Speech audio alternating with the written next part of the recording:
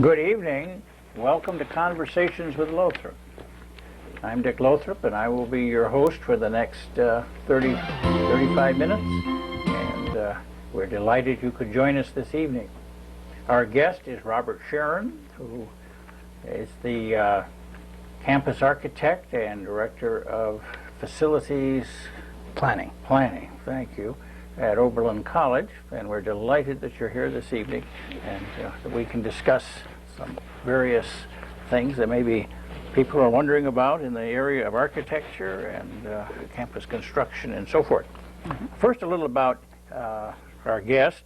He grew up in New Jersey, and by the way, correct me if I say anything wrong here. Okay. He has a bachelor's degree Bachelor of Arts degree in architecture from Washington University, and he has a Master of Architecture degree from Harvard. He's a registered architect in Ohio, California, and Georgia. He's worked with architectural firms in Massachusetts and New Jersey. He's been on the faculty of Kent State University as Assistant Dean of the Honors College and Associate Professor in the School of Architecture and Environmental Design. And that after prior teaching in Massachusetts and New Jersey. He was Dean and Professor at the Savannah College of Art and Design and was later member of an architectural firm in Santa Cruz, California. He came to Oberlin College in 1994 and has the impressive title we just mentioned. He was recently appointed to Oberlin's, the City of Oberlin's new Design Review Committee.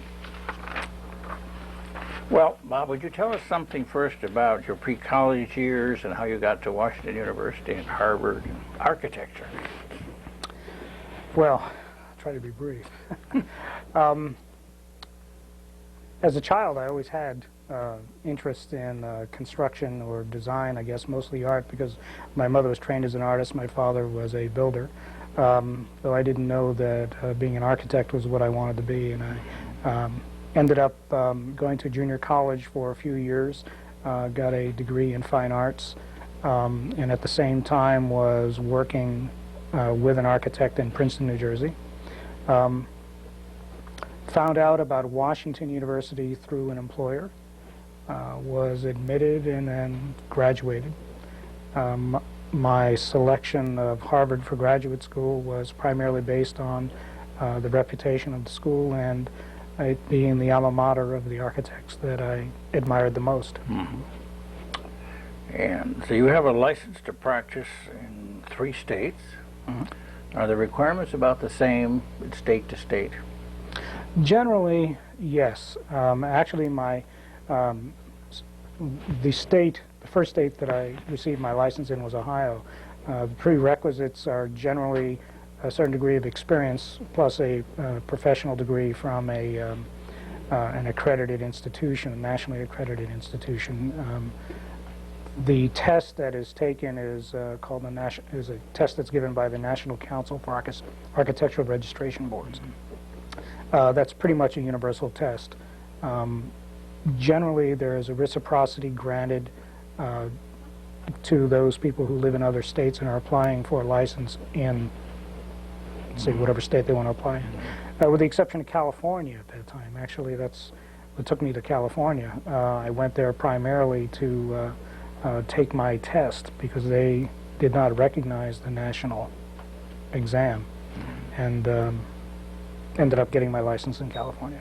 Now, do most people, before they take that test, do some apprentice work in actual design, that is, to augment the academic work, or is yes. It go right from one to the other? Yes. Well, you know, it's an interesting profession because traditionally it was a profession that was based primarily on apprenticeships. When it became part of academe or of the academy, so to speak, the rules of the game changed a little bit, and there were professional degrees. And now, as it stands with professional degrees, people who graduate are required to put in a minimum of 3 years of experience with a firm. Hopefully, they'll gain a variety of experiences there, to a minimum of 1 year, depending on the academic credentials they have. Now, obviously, as I look at your resume, academia does indeed attract you.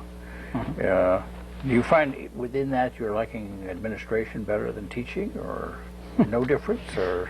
Well, actually, that's kind of a tough question. I think being in the classroom has a great deal of reward. Being an administrator, I think, is also fun. It is certainly a different role than what might be played as a faculty member. Actually, I became involved in administration primarily through my role as a faculty member. I see. At Kent State. What a colleague of mine once referred to as backing into the position. That's very good. Well, let me ask you something about designing at the moment, in sort of in a general way.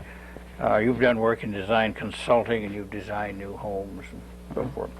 And my question is whether the concepts are changing very much because of the new stress on energy conservation. Well, that's a good question. I think that, yes, concepts are evolving with regard to how one approaches buildings with these new constraints. But in reality, I think energy conscientious or energy conscious design, if you will, has been around for about 25 years or approximately. I'd say it's become a real issue ever since the oil crisis in the early 70s. Today, there is a great reliance on more sophisticated technologies, whereas 25 years ago was much more passive. There's some argument as to which one is the best, and I think it has to be selected depending on its appropriateness to a specific building. With homes, it's kind of a toss-up. Materials are changing, technologies are changing every day, and so yes, I would say that it does have an impact. What's a challenge to architects who have been in the business for a while to keep up? That's true. However, the passive design approach towards buildings, I think, has been with us since the first time a caveman stepped out of the cave and saw that the sun was a place where he wanted to be and have come inside, and have the sunlight come inside, that is. So getting a good cave that faced south was maybe the first step. That was the first step. And I was interested in, by the way, that the Frank Lloyd Wright House here was designed so that it would pick up the from southwest would pick up the winter sun when we have such in Oberlin. So even back in that time, 1950s, 48, I guess that was 1948, Wright was thinking about that. What attracted you particularly to Oberlin? Did you want to come here? Well, it's interesting. I first came to Oberlin in 1976, actually to see the newly completed Robert Venturi addition to the Allen Art Museum. Frankly, I didn't know much about Oberlin other than that, and I was amazed at the quality of architecture that was here. And when I had an opportunity to come here and take part in making more, so to speak, or becoming part of the team, I really jumped at that opportunity. You certainly would have been impressed on your first visit with the eclectic nature of the architecture, wouldn't you? Yeah, actually, that was impressive. One of the things that I think you've been working on, and now I guess is just about complete, is the restoration of Peters Hall. Yes. Could you tell us a little what the aim was in that? What was the challenge, and what was the idea of the college, particularly wanting to focus on at that time, and how is it working out now that it's in? Well, I think the challenge was to revive a grand old building. There was a lot of life remaining in Peters Hall. It just had to be resuscitated a little bit. And I think that at the moment, it's kind of still going through its shakedown cruise after its rather significant renovation and restoration in certain areas. I think most people are happy with it. I mean, there are still bugs in it, so to speak. Mechanical systems have to be balanced a little bit, but I think one has to look at a building like a handmade fine automobile, and you have to kind of work with it a little bit, and then eventually you get it to the point where it's running very well, and you maintain it at that. Have they got the clock working in the hallway? Well, last time I was there, which was a few weeks ago, yeah, it was Good. still working. I think they did a very fine job of keeping the ambience of that entryway and that whole giant hall and stairwell. That's Actually, I'm quite pleased with that. I especially like it in the evening when I'm walking home from my office. I get to look into the large window on the west side of the Great Hall, and the building is illuminated in the evening, and so it's just a really wonderful view from the outside. Now, there are challenges to an architect when one is asked to restore a building as opposed to beginning from ground up. Mm-hmm. Could you talk about that a little bit? What do you have to keep in mind? How do you approach? Let's say if you'd been at, I don't remember whether you were in on the beginning with Peters. No, I wasn't. But if you were, how would that differ in your thinking and your whole approach from, say, building a building for Oberlin that would have the same amount of floor space approximately? Well, I think the important thing is to, when you have an existing building, is to evaluate it first on whether or not it has the potential for meeting the needs that it might be renovated to address. If in fact it can't, or there isn't any potential for that, or it's maybe very costly, it might be more economical to take the building down. So that's your first decision. The first decision is to evaluate the feasibility of the building being restored. Part of that also has to do with the economics of the restoration of it. And it's, well, I think not all of us in architecture, many of us claim to have a great affinity towards in the arts, let's say, and so we don't like to think that the business economics are that important, but they are, in fact. What was the cost for Peters approximately? Well, the actual hard construction cost of the project was approximately $3.5 million. We also had some change orders, some additional things that we added to it, to the tune of about another $200,000. So in reality, it came out to a completed cost of about $3.7 million.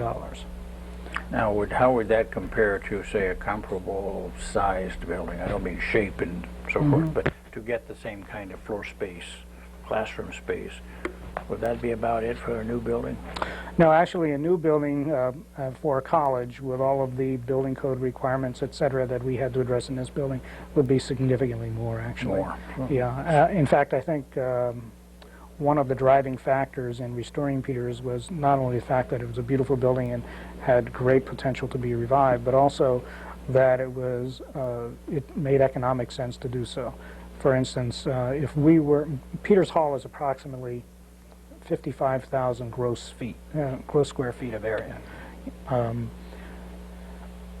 The cost of a new building, the average cost of a new college building is about $195 per square foot, brand new, everything. Peters came in at about $65 per square foot. So there's a significant savings. That's interesting. Let's just shift entirely to something radically different from Peters, and that's the proposed Environmental Science Center. Can you tell us something about that? What's that concept, and what does an architect face in that one? Well, it's interesting. This is a cutting-edge building, if you will, with regard to technology.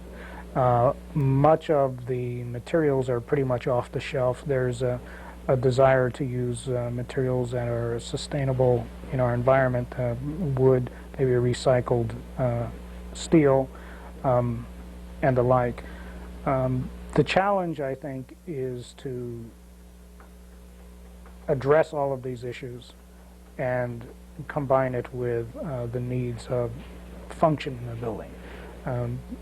These issues of energy conservation have a great deal to do with how one places the building on the site in the environmental context, maximizing solar access and minimizing heat loss through north walls, etc., and how one integrates that with the actual functional spaces of the building is often a difficult task. And once you get that, at what point in the designing do you begin to tell the owner of the building, i.e. the college in this case, or will that owner know about what it's going to cost to operate it once it's going? Well, there's a lot of technology out there that we use on a daily basis, computers and various programs, et cetera, that allow us to make predictions, if you will.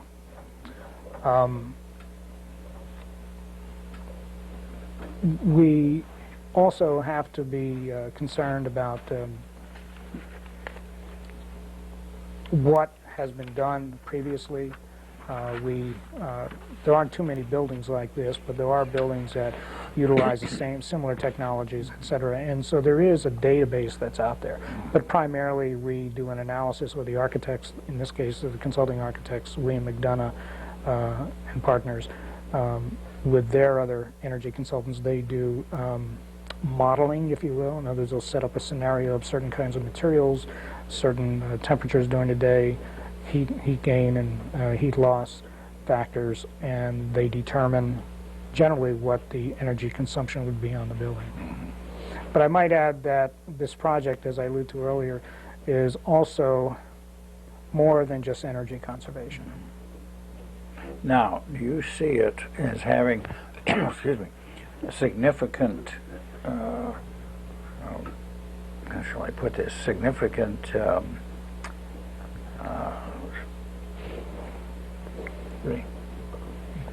you seeing it having significant effect on future things that are built at Oberlin?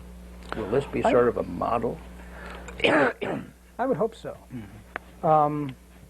In fact, I would also hope and I expect that it will have an impact and an influence greater than the Oberlin community. Oberlin is a college that has very many distinguished graduates. They go on to become influential citizens in our society. The fact that we have this building now that is linked in with an academic program where students not only become aware but begin to address the how-tos of energy-conscious design and environmental responsibility. This becomes, I think, a very important influencing factor in their lives.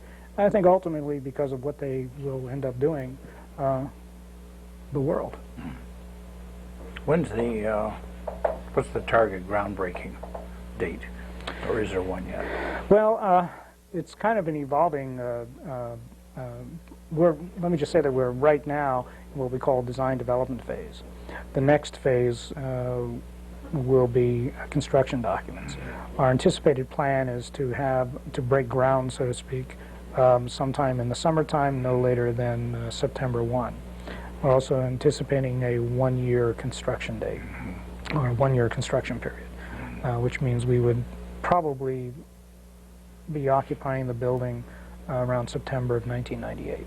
And at the moment, it's on schedule. It's been on schedule. That's always been our intent. Well, let's take our short break, and we'll be back in just a few minutes, or probably less than a few minutes, and you'll have a chance then to call in if you would like to talk to Mr. Scheren or ask any questions or whatever. So we'll be back in just a few minutes. You ask the questions. How many patterns is too many? Our master bedroom is too small. Can I paint over old wallpaper? And now Kitty Bartholomew has the answers. Now take a look at these wallpapers. These are really beautiful. There's no reason why there can't be both masculine and feminine touches in the same room. Ask Kitty, the show where HGTV's Kitty Bartholomew answers your letters and solves your decorating dilemmas. Great idea, huh? Ask Kitty.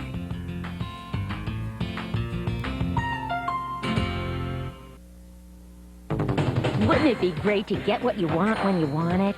Well, if you like excitement, all you need is a cable box. And you can get this, HBO, in no time. Just call this number, and within minutes, you'll be watching the channel with the best entertainment on pay TV. Instantly, you'll have access to movies, sports, comedy, and original series. So call now before you can say thanks. You'll have what you want. HBO. When you want it. Now.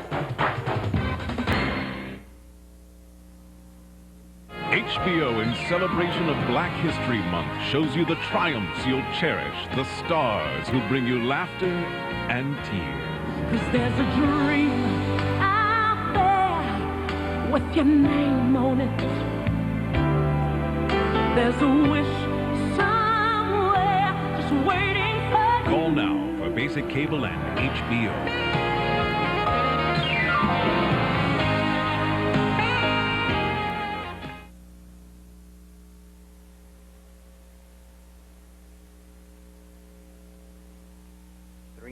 If you would like to call in.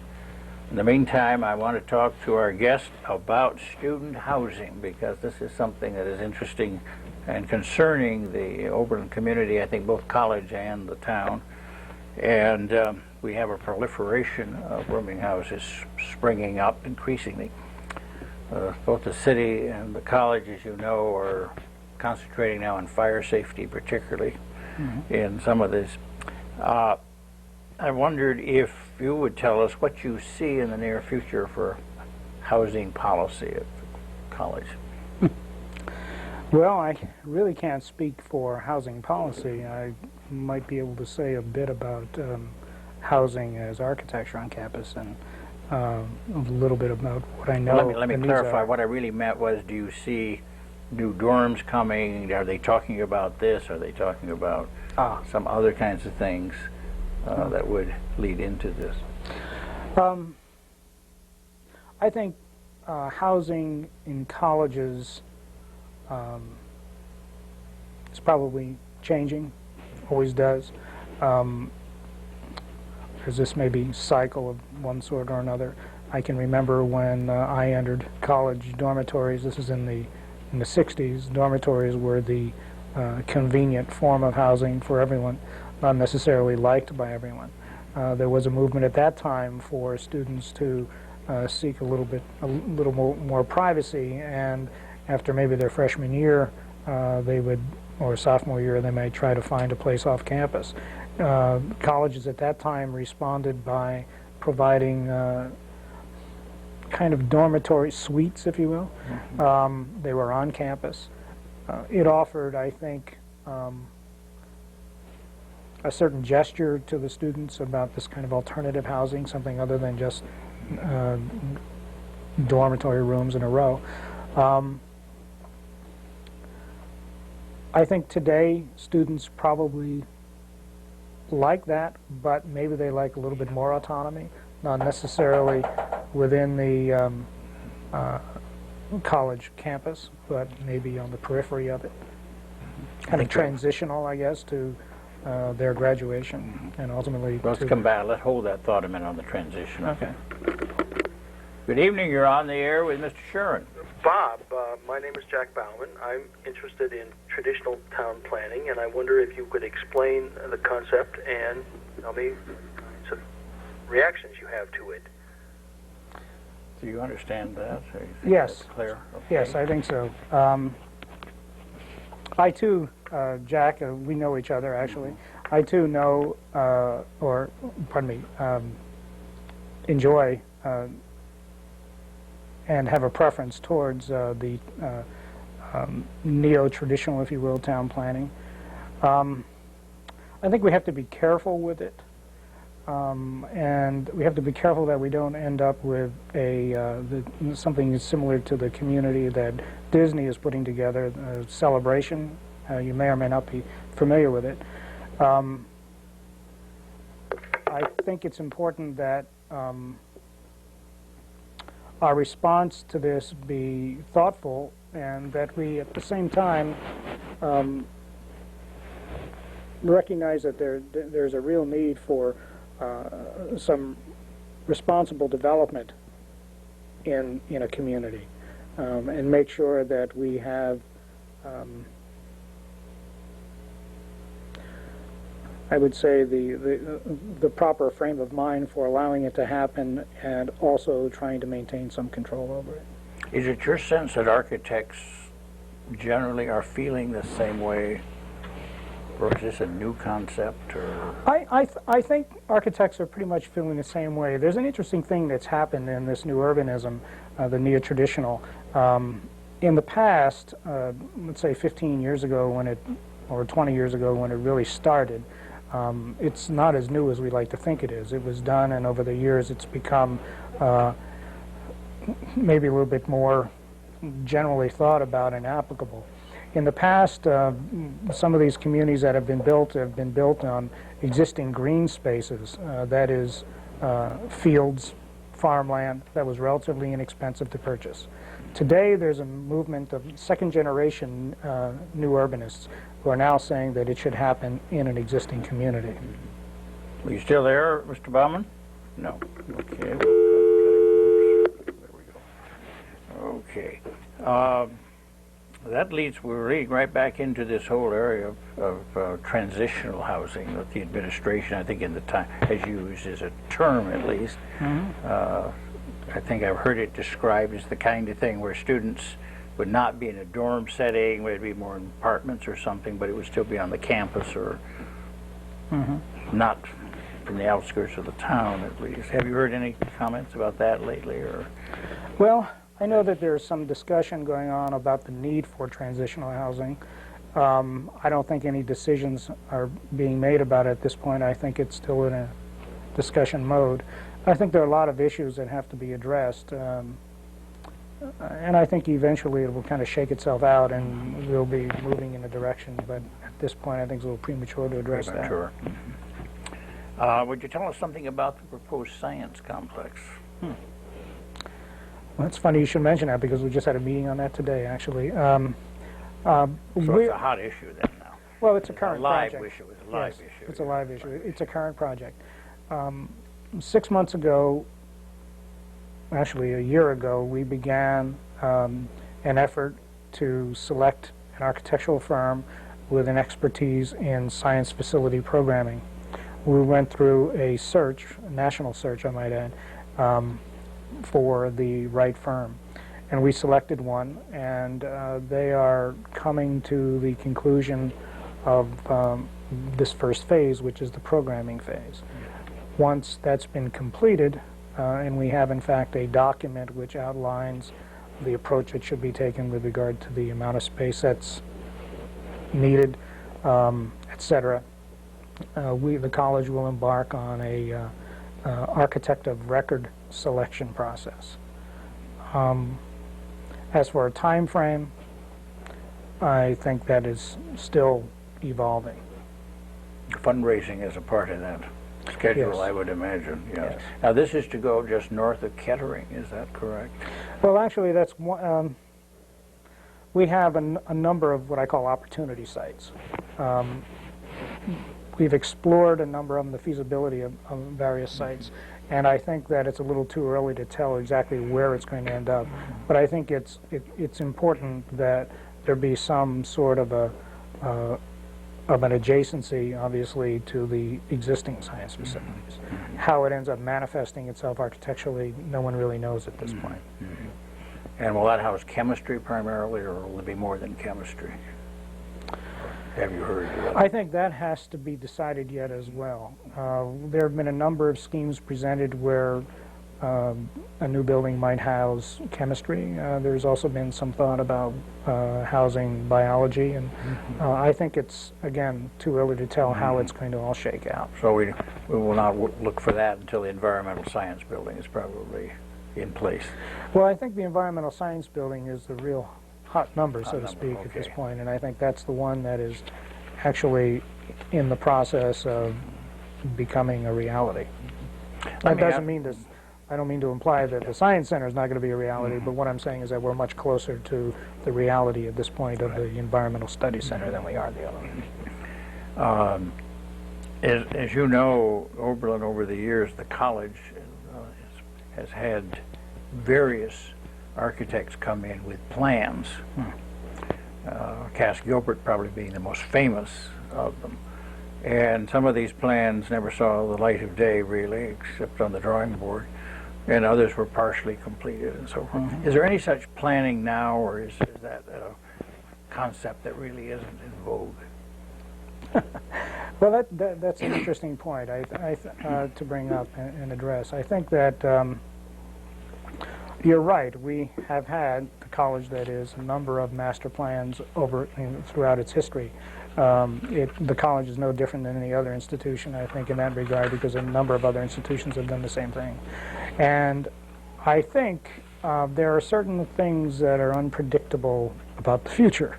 And these things occur without our knowledge. They may be economic downturns, they may be wars, they may be windfalls of money coming to an institution, and all of these things, I think, have an impact on what gets built and what one plans for.